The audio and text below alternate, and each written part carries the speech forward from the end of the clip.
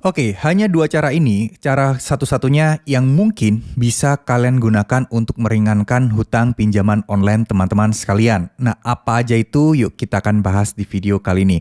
Oke, Assalamualaikum warahmatullahi wabarakatuh. Nama saya Hendra dan video kali ini kita akan membahas terkait masalah gimana sih solusinya ketika kita telat bayar atau gagal bayar di aplikasi pinjaman online. Dan mungkin ini lebih kepada yang sudah terlanjur galbay, yang hutangnya jadi besar. Apa sih langkah-langkah selanjutnya yang bisa kita lakukan untuk meringankan hutang kita?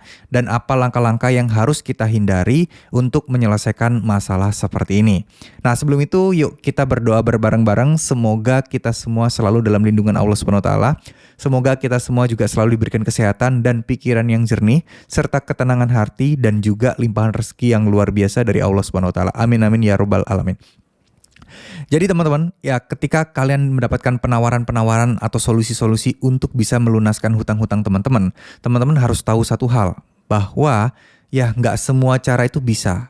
Jasa-jasa joki, hapus data, dan lain sebagainya, itu kebanyakan hoaks, kebanyakan hanya memanfaatkan mungkin keterbatasan kalian, memanfaatkan kecemasan kalian, dan juga bahkan mungkin memanfaatkan rasa putus asa kalian.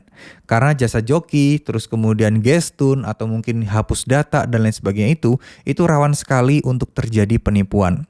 Rawan sekali dimanfaatkan oleh oknum-oknum yang tidak bertanggung jawab untuk setidaknya menipu kalian, mengambil keuntungan dari kalian. Ada fee jasa lah, apalah yang mereka gunakan sebenarnya tujuannya nggak lain dan nggak bukan untuk membuat kalian akan semakin terpuruk gitu ya teman-teman ya.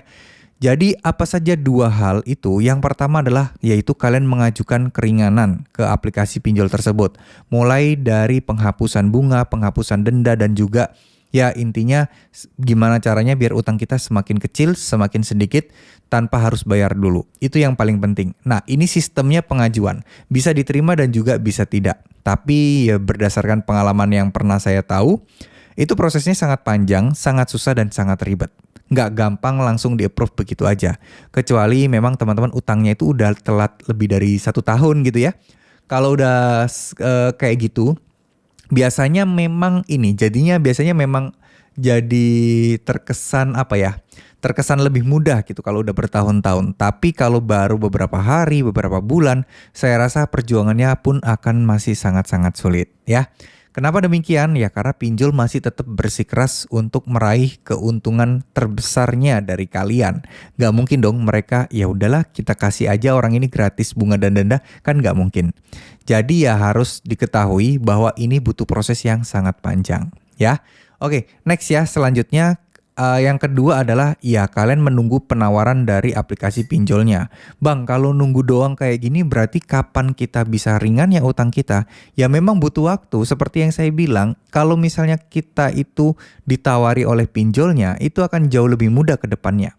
Jauh lebih mudah approvalnya. Tapi kalau kita mengajukan sendiri, itu terkadang memang akan sedikit lebih sulit. Kita seakan-akan dipermainkan gitu ya. Tapi kalau kita menunggu penawaran dari pinjol, biasanya segalanya akan jadi lebih mudah. Tapi harus dipastikan lagi, karena sistemnya kita ditawari, kita juga harus tahu apakah ini beneran dari pinjol tersebut, ataukah bukan, ataukah ini bohong-bohongan, atau gimana nih, ataukah cuman akal-akalannya dari oknum DC aja nih, coba supaya kalian bisa bayar, tapi setelah kalian bayar, utang kalian masih sama aja dan nggak ada berubah. Jadi ini perlu dipahami juga teman-teman. Nah, dua hal ini perlu kalian pegang. Jadi jangan gunakan untuk gali lubang tutup lubang.